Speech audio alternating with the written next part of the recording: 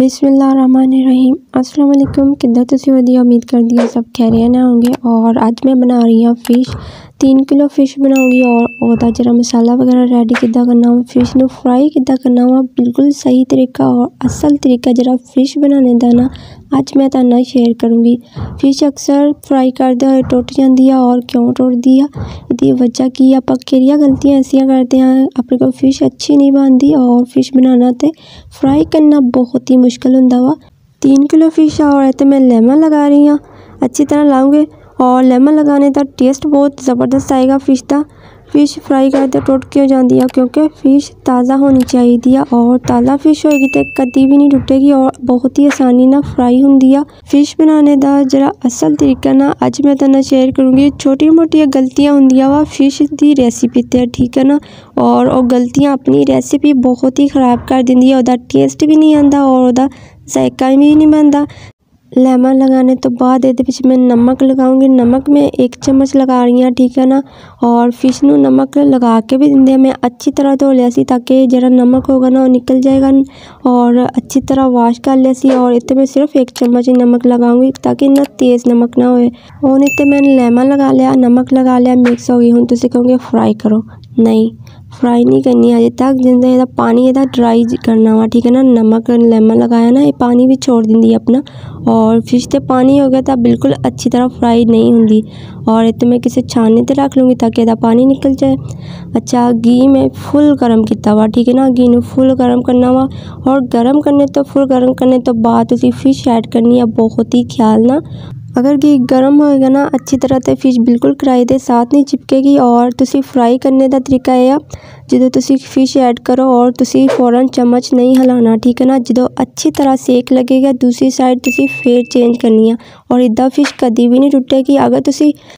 बस यही छोटिया मोटिया गलतियां वा जिहड़ियां असीं कर लेंदे आ और साडी फिश बिल्कुल खराब हो जाती है, क्योंकि असीं फौरन चम्मच हिला देंदे आ और क्योंकि वो नरम होंदी है फिश तो बहुत ज़्यादा नरम होंदी है और जो उन्होंने साइड चेंज करोगे तो वो टूट जाएगी। अच्छी तरह सेक लगने तो बाद तुसी साइड चेंज करनी है ताकि बहुत ही अच्छी तरह कलर आए फिश का और बहुत ही ज़बरदस्त फ्राई हो। अच्छी तरह फ्राई हो चुकी है, देखो माशाल्लाह अच्छी तरह इसका कलर आ चुका वा। फिर मैं इसकी साइड चेंज की।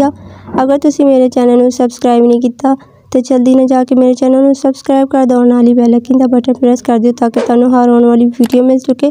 फिश तो हो गई है फ्राई, कलर माशाल्लाह बहुत ही खूबसूरत आया वा और बिल्कुल गोल्डन कलर इस ज़्यादा ही लेके आना वा ताकि फिश का जरा टेस्ट ना वो बरकरार रहे और बहुत ही ज़बरदस्त फिश तो फ्राई हो गई। ठीक, बाकी जी बची है वो भी मैं इस तरह ही फ्राई कर लूँगी और एक स्टेप हो गया मुकम्मल। और दूसरा जो स्टेप आ तुसी फिश फ्राई कर ली बहुत ही अच्छी तरह, हुण तुसी पकान लगे तोड़नी नहीं है, ठीक है ना। पकान लगे बिल्कुल टुटनी नहीं चाहिए। और घी गर्म है, ठीक है। ये मैं पाऊँगी प्याज मैं पाया ये 4-5 प्याज ले सी और बारीक कटे, ठीक है ना। अच्छा या कलर लेके आना प्याज का और मसाला बहुत ही ग्रेवी जहा होना चाहिए, फिश का अच्छा टेस्ट आएगा।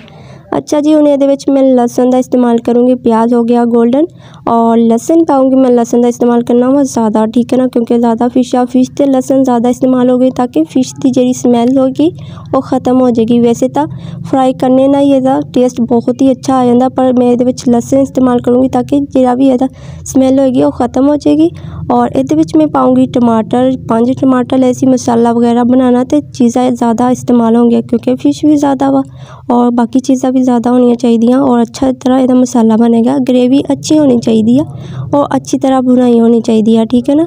बाकी चीज़ें मैं और भी ऐड करूँगी और मेरे चैनल में सबसक्राइब नहीं किया तो जल्दी ना जाके सबसक्राइब भी कर दो। टमाटर प्याज का अच्छी तरह पेस्ट बन चुकी वा। हुण मैं ये पाऊँगी 1 चम्मच हल्दी और 1.5 चम्मच मैं पाऊँगी लाल मिर्च, 1.5 चम्मच पाऊँगी, ठीक है ना। और ये मैं नमक पाऊँगी हस्बे ज़रूरत, नमक आप अपने टेस्ट नहीं पाऊँगी ताकि अपन जिन्ना पसंद होएगा। और ये मैं थोड़ा जहा ना पानी ऐड करूँगी ताकि जी मिर्च वा ना अच्छी तरह बनाई हो जाए मिर्च की। और थोड़ा जहा ये मैं पानी ऐड कर लेंगी ताकि मिर्च का जरा कच्चापन होएगा ना वो अच्छी तरह ख़त्म हो जाएगा और अच्छी तरह बुनाई हो जाएगी मसाले की। फिश की स्मैल ख़त्म करने लिए एक चीज़ और ठीक है ना। और अजवैन तुसी पाओगे ना, हाफ चम्मच मैं अजवैन पाई है ये, और इन्ना इसकी स्मैल खत्म हो जाएगी, ठीक है ना। और इसकी खुशबू भी आएगी। ये मैं पाया हुआ 1 चम्मच अदरक दा, ठीक है ना। और अच्छी तरह बुनाई हो जाएगी। अजवैन दी या खुशबू बहुत आएगी सालन ते, बहुत ज़बरदस्त इसका टेस्ट आंदा। अच्छा हुण मैं पाऊँगी ये दही मैं पा रही हूँ फिश मसाला, ठीक है ना। फिश मसाला मैं दही क्यों पा रही हूँ, अच्छी तरह मिक्स करूँगी और बाकी चीज़ा मैं ये ही ऐड करूँगी दही ते, ठीक है ना। और ये मैं पाया हुआ सुक्का धनिया 1 चम्मच फुल भर के, और अच्छी तरह मिक्स कर लेना। दही में इदा बिल्कुल रेडी कर लेना। दही ना ज़्यादा खट्टा नहीं है, अगर खट्टा हुआ तो तुसी थोड़ा जिहा कम रखना वा, ठीक है ना। और ये मैं ऐड कर लूँगी और अच्छी तरह मिक्स करूँगी। दही पाने का मकसद है कि इसका टेस्ट बहुत ही मज़ेदार आता वा, और इसकी ग्रेवी भी अच्छी बन जाती है, और इसका जरा टेस्ट ना और भी ज़्यादा मज़ेदार आता वा दही ना। दही लाजमी इस्तेमाल करा करो ताकि बहुत ही ज़बरदस्त इसका टेस्ट आएगा। मसाला अच्छी तरह जो बनाई हो जाए उदों ये मैं पाऊँगी गरम मसाला, ठीक है ना। मसाला उदों पाना जो अच्छी तरह मसाला इदा रेडी हो जाए। अगर गरम मसाला आप पहले पा दोगे ना तो सालन बिल्कुल काला हो जाएगा, ठीक है ना। अच्छा जी, मैं ये फिश ऐड कर दूँगी। हुण ये स्टेप बहुत ही अहम आ, ठीक है ना। चम्मच तुसी बहुत ही आराम नाल हिलाना वा, ठीक है। फिश बिल्कुल भी टुटनी नहीं चाहिए। फिश बहुत ही सॉफ्ट होंदी है, जो तुसी चम्मच हिलांदे आ टुट जाती है। मसाले ते ऐड करने तो बाद फिश टुट जाती है, और तुसी ख्याल ना बहुत ही प्यार ना ये काम करना वा। अच्छा, तुसी कवर नहीं करना। कवर क्यों नहीं करना, क्योंकि फिश अच्छी तरह रेडी है, और तुसी कवर करोगे तो बहुत ही सॉफ्ट हो जाएगी और टुट जाएगी। इस तो कवर नहीं करना। रेसिपी हो गई है मेरी रेडी, और बहुत ही मज़ेदार इसका टेस्ट भी है, बहुत ही ज़बरदस्त है, बिल्कुल भी नहीं टूटी, और अच्छी तरह फ्राई की, अच्छी तरह कुक की, और तुहाडे सामने है मसला बहुत ही ज़बरदस्त। उम्मीद है मेरी रेसिपी तुहानू ज़रूर पसंद आएगी। मेरे चैनल को सबसक्राइब नहीं किया तो जल्दी ना जाके सबसक्राइब कर दो। अपना बहुत सारा ख्याल रखियो। असीं फिर मिलांगे नवे चस्के दे नाल, नवी रेसिपी दे नाल। ओके, अल्लाह हाफिज़।